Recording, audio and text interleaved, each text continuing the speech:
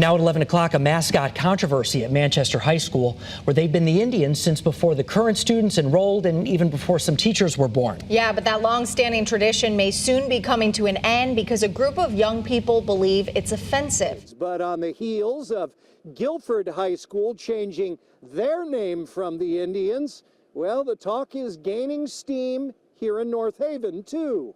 No more Conard Chieftains or Hull High Warriors. This after a majority vote from the West Hartford Board of Ed. In recent years, the debate over how Americans represent indigenous peoples has made its way to classic Native American caricatures in sports and pop culture. There is a long history of using Native American imagery in our daily lives. The caricatures depicted in these mascots have emerged as a product of centuries of marginalization and stereotyping. The roots of these offensive images can be traced back to colonial America and to the stories like that of Lover's Leap in New Milford, Connecticut. In the early 1700s, along a stretch of the Housatonic River in northern New Milford, the young princess of the Putatuk tribe is rowing herself in a canoe over a high waterfall, too engrossed in her grief to live. The story says that the young girl was the daughter of Chief Waramaug, the most powerful Native American leader in western Connecticut. She sees this white person for the first time, and she was very curious. So after observing him day after day after day, she finally gains the courage to come up close to him, and they start talking and form a relationship. She brings him back to her community, and Chief Waramaug accepts him in to the community, but he wants to leave to tell his family that he plans to marry Lilinoa. So he takes off and he leaves for a while. He's gone a lot longer than she had expected, and she started to get very, very depressed that he wasn't going to ever come back. Chief Waramaug felt bad for her and worried that, that her depression and loneliness, he needed to help with that somehow. So he arranged for her to marry someone within the tribe, which further depressed her. So she snuck off one night and went up to the top of this waterfall and wanted to end her life. So she starts paddling her canoe to go all over the waterfalls. And lo and behold, just as she does, her white lover shows up, and they both plummet off of the waterfalls together at the same time.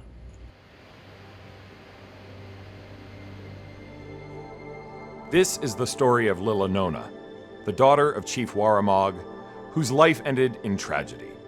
The story is well known in western Connecticut. It is also completely false.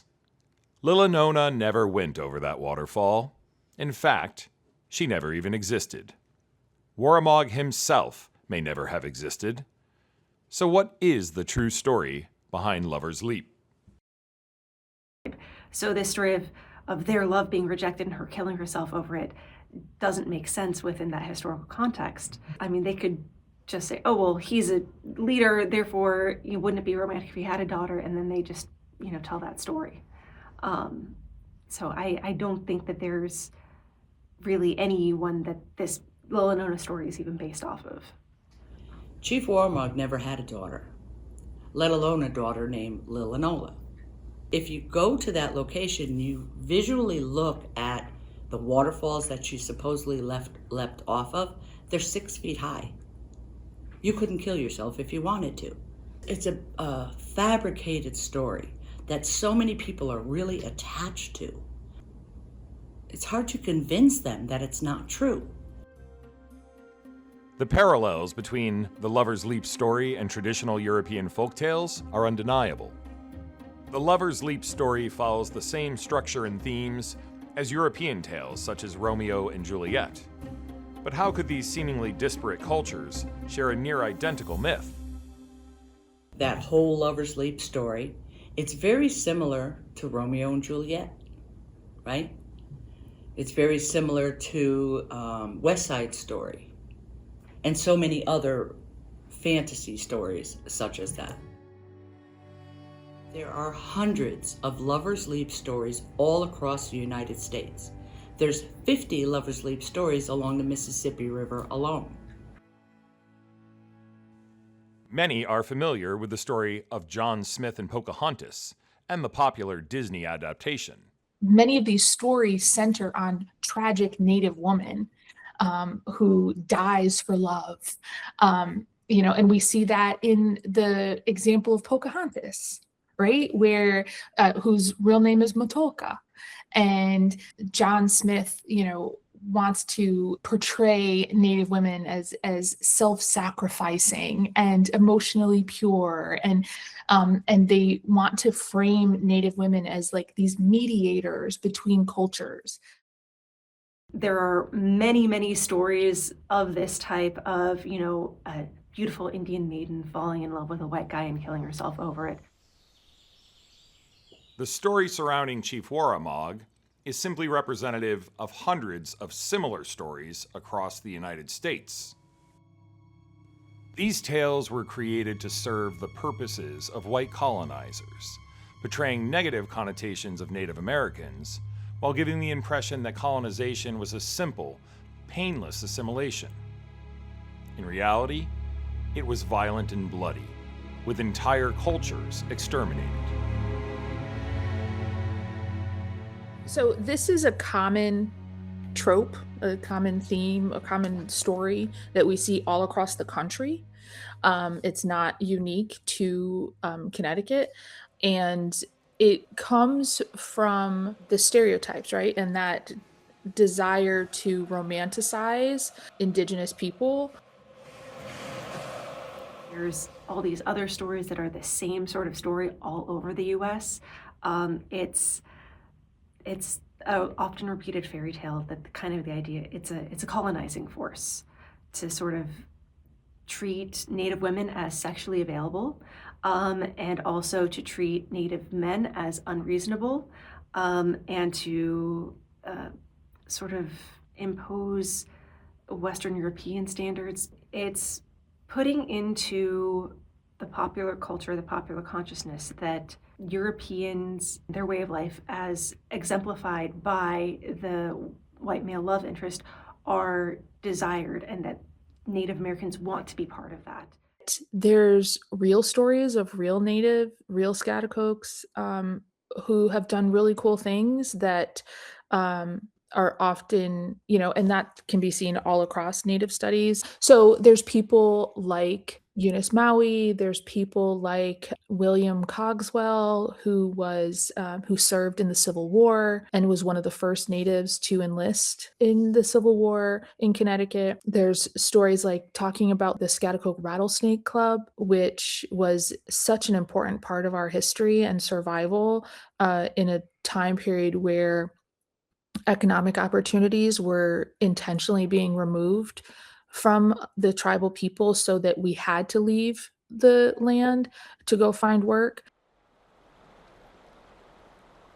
So there's so many stories that are factual and actually speak to our history and our survivance and our resilience that would be so much more beneficial to both for our people, but also in history textbooks. Central to the theme of resilience, Native Americans have endured centuries of racism, erasure, and misinformation. Many Americans, believed by the late 19th century that Native people were vanished, that we no longer existed, that we were extinct. And that belief wasn't true, but it produced a cultural nostalgia where, settlers mourned the disappearance of the very cultures of their, that their societies helped destroy. They called this phenomenon imperialist nostalgia. So there's that purpose, right? It replaces real Indigenous histories with these invented ones. It reinforces the idea that Native people belong to the past, and it obscures the presence of living Native communities. But broadening accurate representation of Indigenous culture has been a slow process. The ultimate goal of these stories has been to streamline the complete erasure by assimilation of Native American people. So that it makes it easier to, again, continue with land dispossession, continue with marginalizing Native people, because if they're just a character in a story, they are not central figures in politics, in economics, in in environmental climate issues. When what happened in the past is buried and replaced with sanitized romance, the result is too often a stereotypical caricature of our past. This version of the past can do real damage in the present.